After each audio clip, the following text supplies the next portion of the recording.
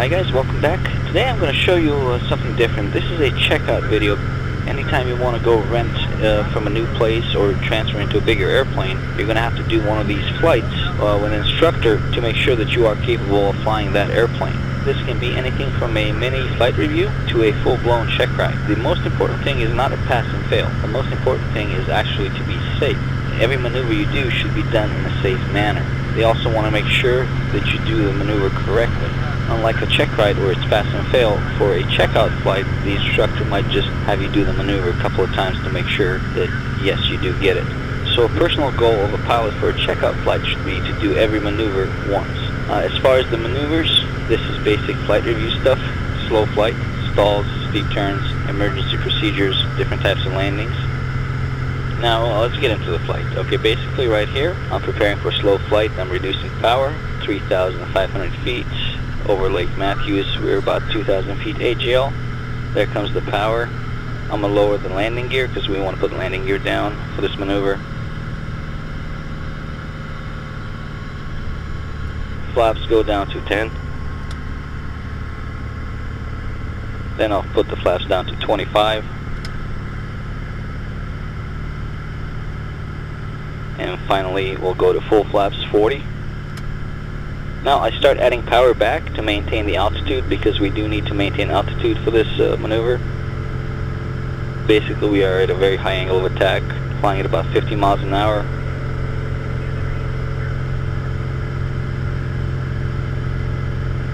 Starting a 180-degree right turn.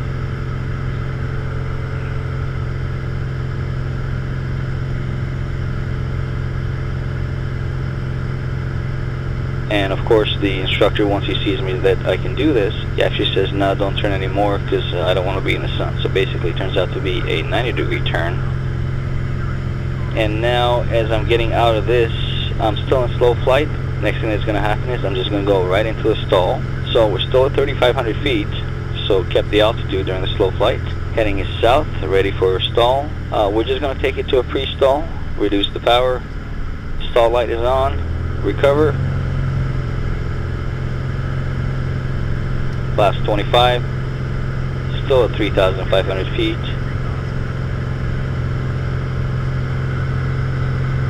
Gear up.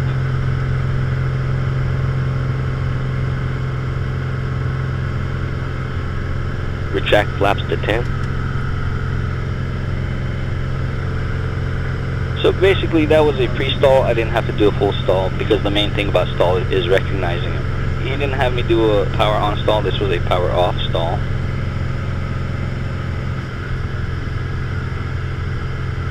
Now basically we're going to go into steep turns. These are fun. I like doing these. I pick a heading and an outside point. In this case that's a mountain. Steep turns are a VFR maneuver and we do them with outside references. I'm going to add power to maneuvering speed, 3,500 feet, actually 3,525. Let's roll in. And the main thing about a steep turn is once we roll in, we add back pressure and we're going to keep the nose at a certain point. You can see where the horizon is hitting the nose, and that's where it's going to hit it through the whole turn. That nose is not going to move, and that is the key. I'm not playing with the airplane. I'm basically in a turn. The nose is staying where it's supposed to be. I'm adding back pressure, maintaining altitude, and I'm coordinated. There's a little trick to doing steep turns.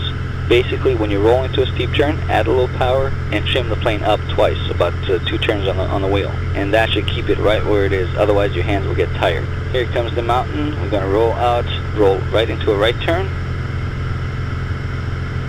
And this second turn is critical. This is where pilots get lazy and tired. The nose is on the horizon. It looks a little bit different from this side, but we're going to keep the nose there just as we did in the first turn. Okay, the nose is staying where it's supposed to be.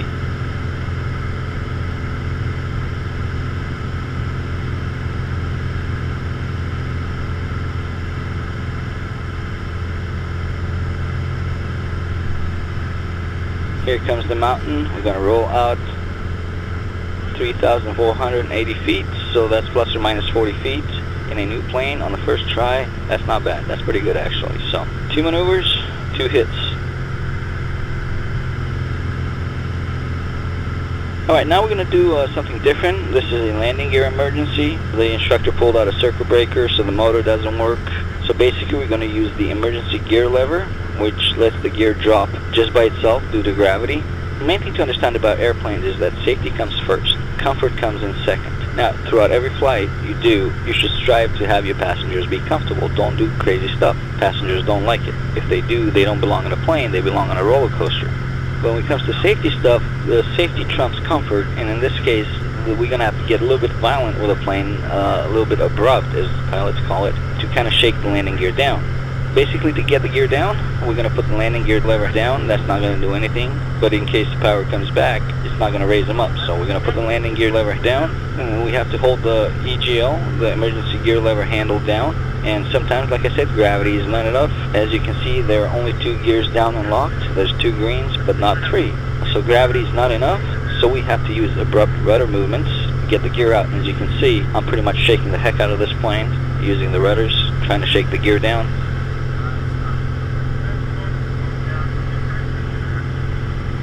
So that didn't work the first time, so I'm going to use some high G turns, like a 60-degree bank and 2 Gs to get the gear down.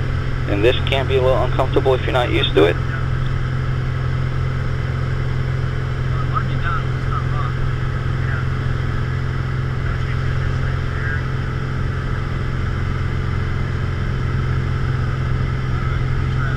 So the gear's not down yet, so we're going to slow down a little bit, and we're going to do the yaw movement again.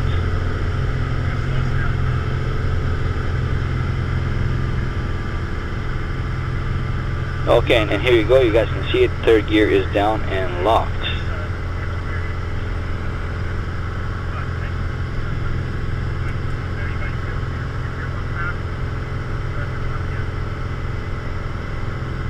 And we are still at 3,400 feet. Remember, we have to pay attention to these altitudes, even when doing emergency stuff. So within 80 to 100 feet is good. Circuit breaker is back in, and we can put the gear up. The gear wasn't broken, we just shut it off on purpose.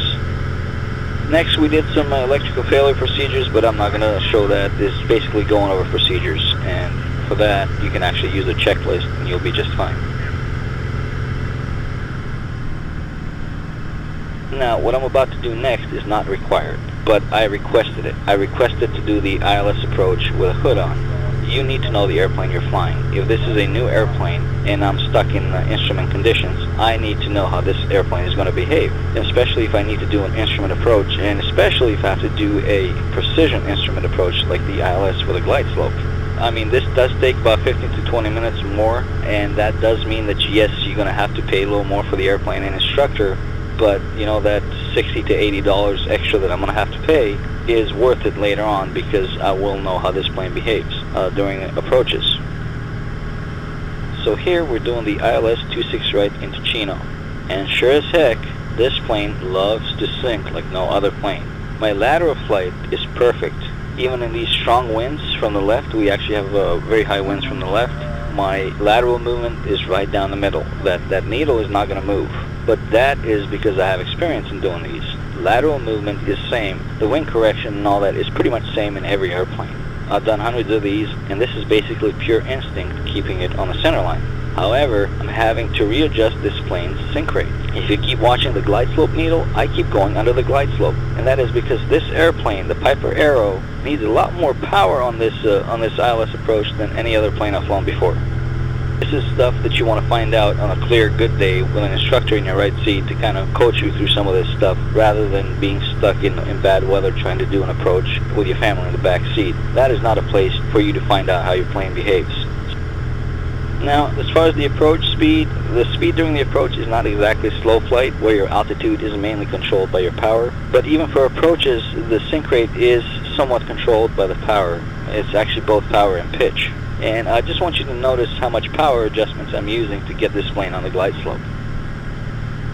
At about the minimums, I take the hood off. Because yes, I did do this approach under the hood. Now this landing is interesting because we had some gusty crosswinds, and you can see me crab into the wind. My nose is actually way to the left, and as I get close, I'll actually switch to a side slip.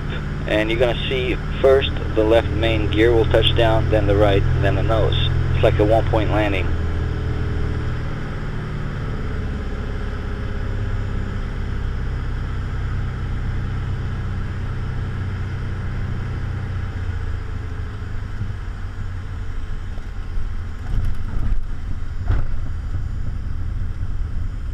Perfect gusty crosswind landing on the center line. Not bad for a first landing, and not bad for these conditions at all.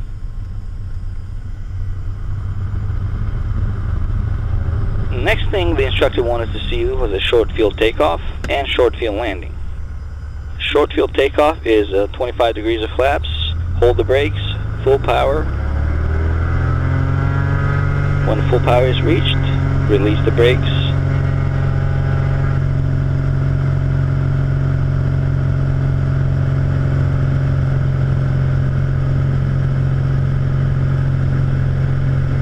Rotate at 60 miles an hour. Climb to 50 feet to clear the obstacle at VX. Retract the landing gear.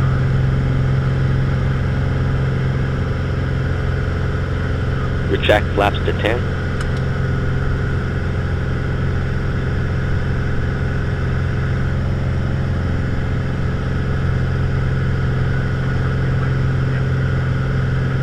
Accelerate and retract flaps to 0 by VY speed, which is about 90 miles an hour here. Also, you have to make sure you guard the throttle because the throttle will sneak back on you. And in this case, the prop wants to sneak back too, so that's why I'm guarding the throttle and the prop.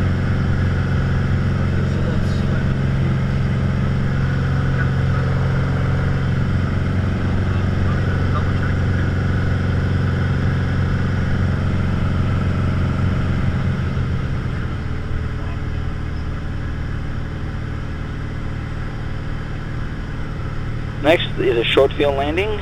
Basically, a slowest possible approach speed, 50 feet of the threshold, and you have to hit your mark. In this case, my mark was the numbers. You can be -0, plus 100 feet, and that's for your commercial check ride if you ever do one. But the instructor here just wants to make sure you're being safe, wants to see your technique, and make sure you're coordinated and all. Short field landings are not necessarily supposed to be smooth. The point is to hit your target, but hit it safe and make sure you can fly the plane again. So the winds are going crazy here at Chino, like they usually do in the afternoons. Slow it down to 85 miles an hour.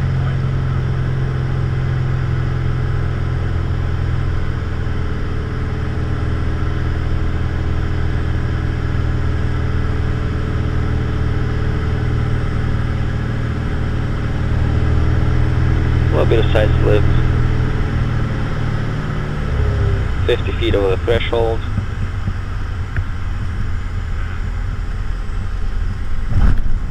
Touchdown center line about 100 feet from the numbers. Pretty smooth too. So another pretty decent landing.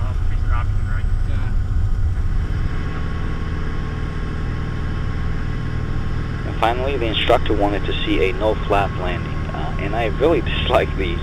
Your nose is very high, higher than usual. You're coming in about 5 to 10 knots faster. There is not a mark you have to hit. You just have to be safe and you have to show that you can do it in case this happens in real life. So as you can see, the nose is high. The GoPro is above my eyes so you guys can actually see the field better than I can. I'm basically straining my neck and barely seeing the runway. 90 miles an hour.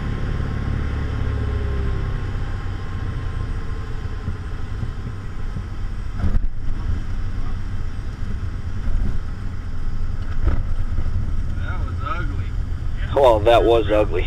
Well, it was ugly for me. It bounced it a little bit. And you can see that I actually did hit the center line, but after the bounce, that crosswind moved me a few feet to the... You want to see anything else, or you think we're good? Okay. Basically, the instructor saw that I am pretty safe in this plane, I can fly this airplane, and I pretty much did every maneuver correctly. The conditions were not ideal. There was a lot of wind, a lot of crosswinds, a lot of gusting winds, but that doesn't matter. You have to perform, whether it's a calm day or you get crazy winds. Anyway, guys, thanks for watching, and I'll see you guys soon.